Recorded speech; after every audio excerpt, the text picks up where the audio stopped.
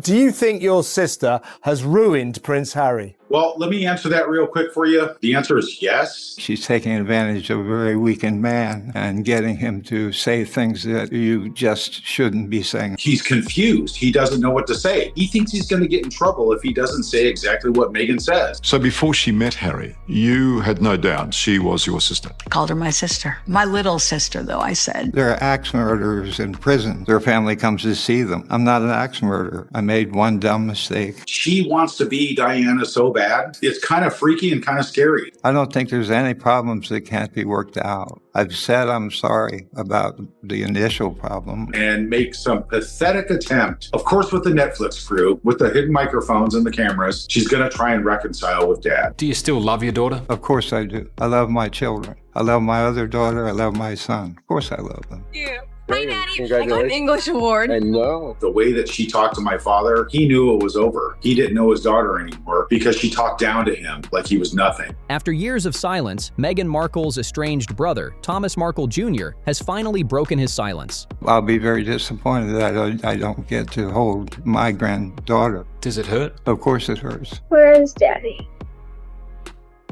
Well, I gotta zoom back on you. Or push that button into Mac. In my opinion, she would still be a waitress if it wasn't for Dad. And what he's saying isn't just shocking, it's explosive. He's painting a raw picture of a family torn apart, pulling back the curtain on memories that the world never knew existed. Okay. Alright, am I there? I wonder. Okay, see you later. Bye-bye. Where is the little button? Okay, I gotta press the button now. According to him, once forgotten home videos reveal Meghan as a devoted daughter, deeply bonded to her father in ways that seem unrecognizable today. Do you think your sister has ruined Prince Harry? Well, let me answer that real quick for you. The answer is yes. But Thomas claims that those tender moments now stand in brutal contrast to who she's become, calling her behavior nothing short of betrayal. He's confused. He doesn't know what to say. He thinks he's going to get in trouble if he doesn't say exactly what Meghan says. He insists that the Meghan we see today isn't just distant, but deliberately rewriting her past, turning her back on the very family that once stood by her side. Is your sister a bully? Yeah, obviously. And before we even dive into those secret videos or the shocking details of their family's collapse, Thomas doesn't hold back. He opens with a fiery attack on what he says Meghan has done to Prince Harry, a claim so raw it could shake even their most loyal fans. Thomas isn't just saying Meghan damaged Harry's reputation. She's a legend in her own mind. She's playing this part out like she's God's gift to the world and everybody's supposed to worship her. He's going much further. He claims the proof of her destruction is written all over Harry's face. According to him, the once confident, charismatic prince now looks broken, hollow, and drained, nothing more than a shadow of the man the world once admired.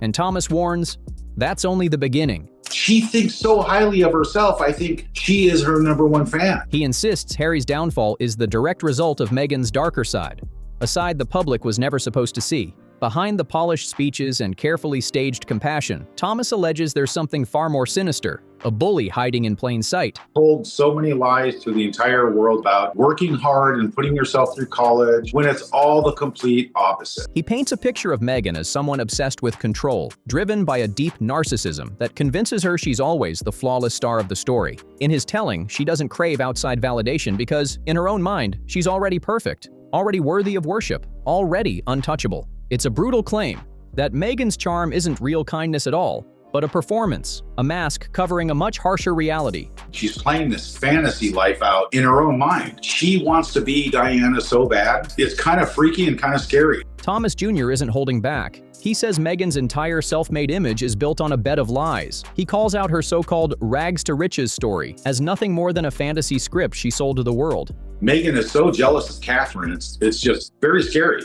It's actually very creepy. And it gets darker, because according to him, Meghan's dream life doesn't just stop at rewriting her past. He claims she's obsessed with taking on the role of a modern-day Princess Diana. And that obsession is chilling. Their lives are threatened, they want them dead. They create all these problems like narcissists do, and then they blame everybody else. Thomas alleges that this fixation has twisted into a dangerous jealousy, one directed squarely at Catherine, the Princess of Wales, the woman who actually embodies the role Meghan desperately craves. Every single interview, every place they go, Meghan controls him. Meghan tells him no. Meghan stands in front of him. To Thomas, it's this toxic mix of narcissism and envy that fuels Meghan's constant victim narrative. She controls every single situation like she is the star. He says she manufactures chaos, then plays the innocent, pointing fingers at everyone else when the drama explodes. She's turned Prince Harry into a man of non-substance who's just there as a prop in a movie for her own well-being. And according to him, the real disaster started the moment she entered the royal family. She's taking advantage of a very weakened man and getting him to say things that you just shouldn't be saying on television. That's when the fallout stopped being just a family matter and turned into a palace crisis. Everything every woman could ever dream of, you had, and you had to go and make accusations and be difficult. Thomas paints a picture of Meghan carefully orchestrating every single public move, making sure the spotlight never leaves her. The first casualty, he says, wasn't the monarchy itself. She disrespected Queen Elizabeth from the get-go. She mocked the Queen. She came into the royal family and thought she owned the place. But Prince Harry, a man she allegedly positioned as nothing more than her supporting role in the Meghan Markle show. Meghan even told the Queen to drop dead on her way out. The Queen told Meghan, "Get out of my house." I think that's why they left. According to Thomas Jr., this isn't a marriage. It's a stage show, and Meghan has written herself as the star of every scene. So before she met Harry, you had no doubt she was your sister. Called her my sister. My little sister, though, I said. He says her constant need for control has stripped Harry of everything that once made him admired, reducing him from a strong, respected royal into nothing more than a background extra in her personal drama. In my opinion, she would still be a waitress if it wasn't for Dad. And shockingly, this isn't just his opinion. Even their father, Thomas Markle Sr., has echoed the same sentiment. Saying that, she doesn't have a family and she doesn't have a father, and then Harry saying that she has no father now. That's just ridiculous. In a rare and heartbreaking statement, he agreed that Meghan appears to be taking advantage of a man who no longer resembles the confident prince the world once knew. I actually reached out. All I got back was distant family and she doesn't know us, which is just, it's just very bizarre. He sees it as nothing less than a tragedy. Thomas Jr. insists that Meghan was handed a life most people could only dream of. She just basically brushed the entire family under the carpet like we don't exist and then lied about not having a family. We've always been here. A global platform, wealth, admiration, and the chance to be embraced by history itself. Who doesn't invite their family to a wedding? It's not like anybody in my family asked her for one nickel. But instead of gratitude, he claims she chose manipulation, chaos, and a deliberate effort to cut Harry off from everything and everyone he once held dear. Do you think you will ever talk to Meghan again? I don't think I'll probably ever talk to Meghan again. I think Meghan is on her last leg. It's a baffling downfall when you contrast it with the tender images hidden in those old home videos. The way that she talked to my father, he knew it was over. He didn't know his daughter anymore because she talked down to him like he was nothing. Moments that showed a girl once filled with love and connection, now allegedly replaced with ambition and cold strategy. She cut you out of her life. She cut your dad out of her life. She cut your sister out of her life. Do you think she'll cut him out of her life? I think it's going to happen. We'll show you soon a rare glimpse of Meghan looking like a completely different person. But before that, her brother insists we need to confront the most shocking part of her alleged royal takedown. It's such garbage. Yeah. But I think once the titles get stripped, I think Harry's done. The way she reportedly treated the crown's matriarch. Where's Daddy? Well, I gotta zoom back on you. Or push that button into Mac. Thomas Jr. claims that from the very first moment Meghan stepped into the royal world, she displayed a stunning lack of respect for the late Queen Elizabeth herself. Some pathetic attempt, of course with the Netflix crew, with the hidden microphones and the cameras, she's going to try and reconcile with Dad. And his most explosive allegation centers on what he describes as a final, brutal confrontation. For her own personal gain and her own personal PR. Nobody's going to believe it because nobody does. Everything that comes out of this woman's mouth is just garbage. One so severe that he believes it was the true reason Meghan and Harry were ultimately forced to flee the UK. I don't think anybody knows if those children are legitimate or surrogates or what. Nobody really knows. He argues that the alleged disrespect wasn't some isolated outburst. Now they're using the kids as pawns. My father has already given up. And it says, I'm never going to meet those kids. King Charles is never going to meet those children, ever. But part of a calculated pattern Meghan had already practiced on her own family. Now they're alone in a huge house that they could probably accommodate 20 people in, and it's just the four of them. Her half-sister Samantha echoes the same pain, recalling times when she and Meghan were close, before the fame, before the rise. but I don't think they're going to have relatives over for a barbecue tomorrow or next week or next month. That's what makes the betrayal cut so deep. Samantha has publicly argued that without their father's early support and his connections in the entertainment industry, Meghan's story would have looked very different, maybe not even close to the fairy tale she now tells the world. In my opinion, she would still be a waitress if it wasn't for Dad. That's the blunt way her half-sister Samantha has put it. And Thomas Jr. agrees. He says the betrayal cuts even deeper because, after using their father's support to climb higher, Meghan and Harry's public statements have acted as if their entire family never even existed. Thomas claims that every time he's reached out, he's been met with a bizarre, icy silence, treated like a stranger instead of blood. To him, this isn't just a family falling out. There are axe murderers in prison. Their family comes to see them. I'm not an axe murderer. I made one dumb mistake. It's a calculated attempt to erase her own roots, rewriting her life story with the people who raised her completely deleted. But he says the most painful public humiliation came during Meghan's royal wedding. A moment meant to unite families around the world was, for the Markles, a brutal display of exclusion. According to Thomas, they never asked for money, fame, or favors, yet were shut out in the most public way possible. The fallout has been devastating. I'll be very disappointed that I don't get to hold my granddaughter. Does it hurt? Of course it hurts. Thomas Jr. now vows he'll never speak to Meghan again, convinced that her carefully crafted popularity has finally crumbled, leaving behind only broken ties and bitter silence.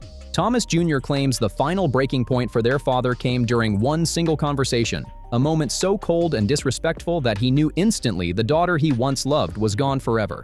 He says that was the day Thomas Sr. realized Meghan had cut the cord, not just from him, but from her entire family. They talk about compassion. There's no compassion for me. There's no compassion for my family. And there's no compassion for the royals. But according to her brother, that was only the beginning.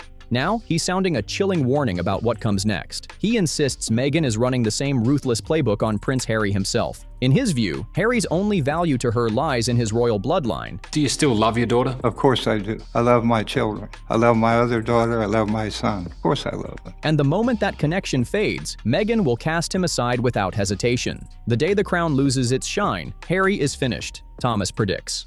It's a brutal claim, especially when contrasted with those lost childhood videos, warm, innocent clips of Meghan laughing with her dad, footage the world has never seen. But Thomas insists that version of Meghan is long gone, replaced with someone he says is calculating to the core.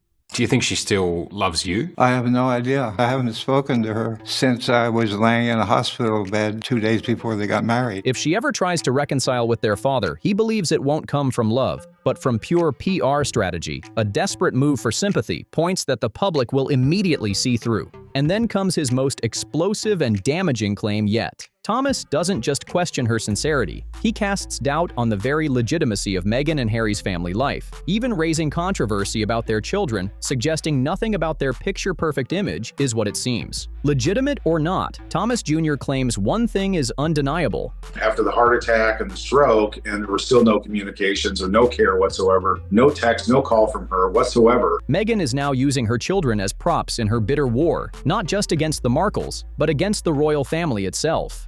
He paints the picture of a lonely, isolated existence, where family bonds have been traded for image control and cold strategy. And heartbreakingly, this view isn't only coming from her brother. Their father, Thomas Sr., describes the same thing. A home that should be alive with family, laughter, and love, but instead feels empty, quiet, and cut off from the world. He says Meghan and Harry have ghosted both sides of their families completely, leaving nothing but silence behind. So you don't think it's possible that you're to blame? If I am, tell me why and how. I'll fix it. I'll try to fix it. But while Thomas Jr. frames her as a cold strategist, Thomas Sr. offers something even more devastating. The story of a broken parent's pain. He openly admits he made one dumb mistake in the past, but says he's now being punished harsher than a violent criminal. In his words, it feels like he's serving a life sentence with no chance of parole. And the deepest wound of all? The fear that he may never get to hold his granddaughter. I think we get along quite well, and it's unfortunate what's happened to him as well. He seems like a likable guy. For him, the bitter irony is unbearable. The daughter and son-in-law, who built a billion-dollar brand on compassion, have shown none to their own flesh and blood. Thomas Sr. claims that none of Meghan's highly publicized compassion has ever been shown to him. Despite years of silence, criticism, and complete rejection, he says his love for her has never once faded. actually appreciated the fact that he walked my daughter down the aisle, although I would love to have done that. No matter the drama, no matter the distance, he still reminds the world, "I'm her father." But when asked the most painful question of all, does he believe Meghan still loves him? His answer is devastating. He admits he doesn't know. I do love you, and I wish we could sit down and talk about it. I'm not an ogre. I'd love to talk to her. That uncertainty cuts deeper than any public insult because it means the bond between father and daughter may already be gone. He recalls with heartbreak the final time he ever heard her voice, a short, cold conversation from his hospital bed, just days before her wedding. Since then, life-threatening health scares have struck again and again. A heart attack, a major stroke. And through all of it, he says there were no texts, no calls, no visits. Nothing. The silence haunts him. Is part of you tempted to just turn up on their doorstep and knock on the door? I'd never do that. That makes me a stalker. In interviews, he confesses that if he even knew what to do to fix things, he would do it instantly, without hesitation. But in his eyes, Meghan's silence has no map, no terms, no forgiveness, only a wall he cannot break through. Thomas Sr. even extends his longing for reconciliation to the man who replaced him at Meghan's wedding. In a surprising twist, he expresses gratitude toward King Charles for stepping in and walking her down the aisle. Maybe to some percentage, but she could have picked up the phone and called me at any time. She has my phone number, so no. He admits it was the kind of fatherly duty he had always dreamed of fulfilling himself, a moment stolen from him, but insists he holds no bitterness toward the royal who filled his shoes. His message in every interview remains painfully consistent. He just wants to talk. He wants to show Meghan that he isn't the monster he's been painted to be. Yet despite living only a short drive from her sprawling multi-million-dollar mansion, he says he would never dare force a meeting. Instead, he respects her privacy, even as she continues to shut him out completely. I don't think there's any problems that can't be worked out. I've said I'm sorry about the initial problem. When confronted with claims that his mistakes may have fueled Meghan's well-documented mental health struggles, he pushes back firmly. He admits it's possible, but insists the truth is simpler. He was always just one phone call away. If she had reached out, he would have answered, instantly. Ultimately, his words carry the sound of a father still hoping for a second chance, even as the silence grows louder with every passing year. In the end, Thomas Sr.'s message always circles back to one plea: forgiveness and reconciliation. He still believes, even after years of silence, that no problem is too big if they could just sit down and truly talk. There's a good chance I might never see my grandchildren. I'm not looking for pity. I'm just saying that's a reality. But with every passing day, the window for that conversation is closing. Speaking with painful honesty, he admits the harsh reality. His health is failing and the clock is ticking.